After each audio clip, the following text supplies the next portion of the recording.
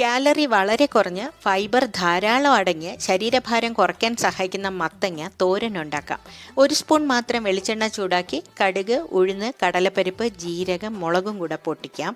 എന്നിട്ട് കറിവേപ്പില, ഉള്ളി, വെളുത്തുള്ളിയും കൂടെ ചേർക്കാം. എന്നിട്ട് വഴറ്റാം.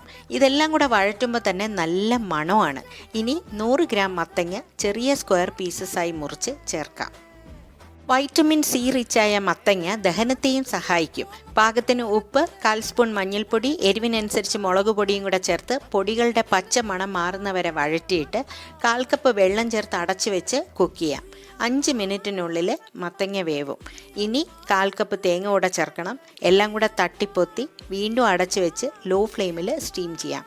5 മിനിറ്റിന് ശേഷം കുഴഞ്ഞു പോകാത്ത രീതിയിൽ മിക്സ് ചെയ്തെടുക്കാം. മത്തങ്ങ ഒരു സമീകൃത പച്ചക്കറി ആയതുകൊണ്ട് തന്നെ മുടങ്ങാതെ കഴിക്കുന്നത് നമുക്ക് ശീലമാക്കാം.